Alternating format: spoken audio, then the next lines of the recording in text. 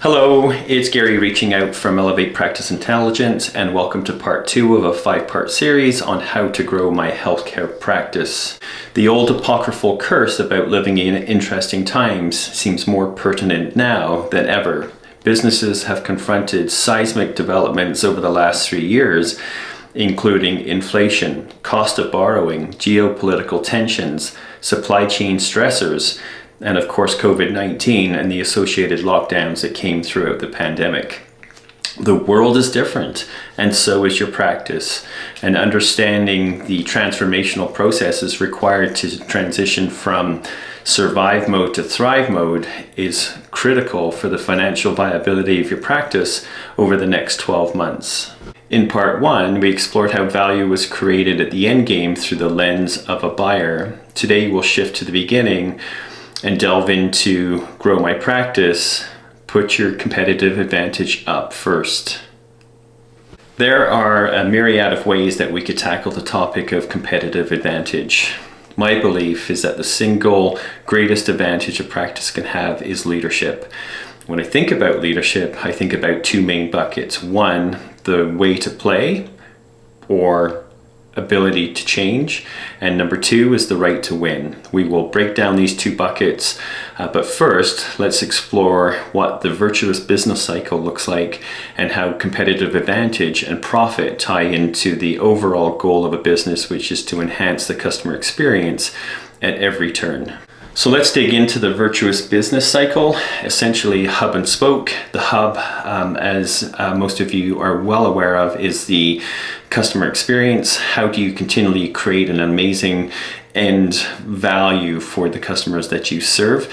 Just remember a couple really key quotes. One, customers don't buy what you do, the customers buy why you do it, and clients will never remember what you did in treatment, but they'll always remember how you feel. So getting to that emotional versus a rational state with your patients, the business will continue to flourish.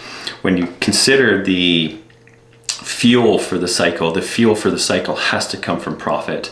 In part 1, we talk about the table stakes of EBITDA at 20% and how that 20% allows you to drive this virtuous cycle, but also allow you to create new products, services, adjacencies to your core business, second, third, fourth clinic purchase, and then it could be an acquisition, asset buy, or even a merger partnership. So cash, profit, it will drive this cycle, but also know that the core is so critical to the ongoing performance of your practice. So let's dig into the cycle itself. At 12 o'clock, it's always your competitive advantage, the way to play, your capacity for change, your right to win. And that drops into team member engagement. This is about purpose and impact and training, development, and mentorship. So let's drop into clinical excellence. And this is where we see 95% of full cycle care plans are completed, and dropping into operational excellence. And this is understanding how to increase productivity and how to find efficiencies in labor models.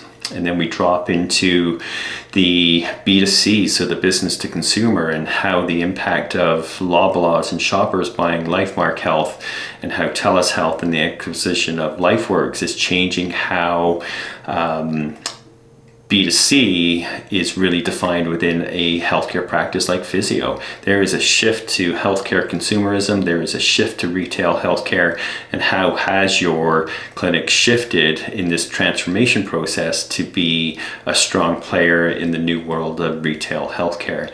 Shifting up into B2B, this is the annuity, this is your ability to hold contracts, to win on clinical outcomes, to have the gold standard in clinical outcomes, and then grab market share. And then when we come back up almost to the 12 o'clock position, this is profit. How do you, across that whole cycle, extract enough value in cash from your business in order to fuel the hub, the customer experience, which is the engine of your practice, and then everything else that comes outside of that: new services, products, mergers, acquisitions, buying, selling, or buying second, third, fourth clinic. So let's unpack the way to play and the right to win from a B2C perspective, so business to consumer, and understanding as a leader your capacity for change as this B2C market is shifting to healthcare consumerism or retail healthcare. So understanding those components and the way to play, straightforward 6-7 points to walk through here with you. First one is the SEO, and do you come up on the first page of the search results, typically in the top 5 on that first page. It's going to be a great campaign for your clinic to attract new clients. It is the simplicity of how your clients interact with your business. Online scheduling, I don't want to talk to a human. Online payment, I don't want to talk to a human. I get text reminders, email reminders, all of that table stakes stuff that you should be getting from your EMR. When you think about the personalization piece of it, personalization is how well does my therapist understand the expectations I have from care delivery. The better you know your patients, the better you will be at meeting their expectations for care delivery. Practice aesthetics should be, these are just table stakes, that the atmosphere, the cleanliness, the newness of your equipment, a robust Wi-Fi in the waiting room for working parents that are taking kids to after school appointments, refreshments, etc., etc. Those are critical things to have to make the experience valuable to the busy working parents.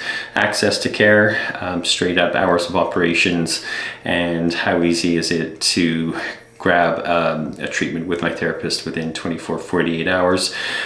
Quality of care, yeah, this is the importance of EQ, the emotional intelligence of your therapist have to be greater or equal to their technical or their IQ intelligence.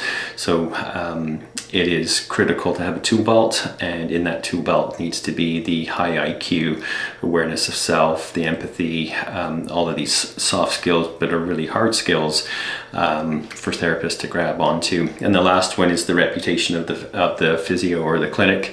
That goes without saying, that word of mouth, Google reviews. This is all critical work that needs to be done to find a new way to win in the B2C market, retail healthcare. Okay, so let's pick it up on the B2B side. This is the way to play, the capacity for change, the right to win, anything that defines your competitive advantage as a leader, on how you set up your funded book of work within your practice. It is a compelling story to understand how do you become a trusted advisor for a funder, in terms of how do you over deliver on new services, offerings, winning on access to care. Anything where the funder places value is critical for you to win. It's of the utmost importance to understand where your funder is going in 1 year, in 3 years, in 5 years, and how do you continue to build your capacities within your clinic. These are typically within the multidisciplinary, interdisciplinary teams to serve the client and the direction that they're going. What this means is that where are you creating adjacencies to the core work that you're doing with a funder? So how are you bringing in vocational rehab or disability case management or chronic disease management or healthcare coaching? How are you bringing in ergonomics and poets and worksite visits and return to work planning? How do you continue to create value for the funders that you serve? That's it for the second of a 5-part series on Grow My Practice. What you'll realize is that we've created bookends. The topic today, competitive advantage, always start with that.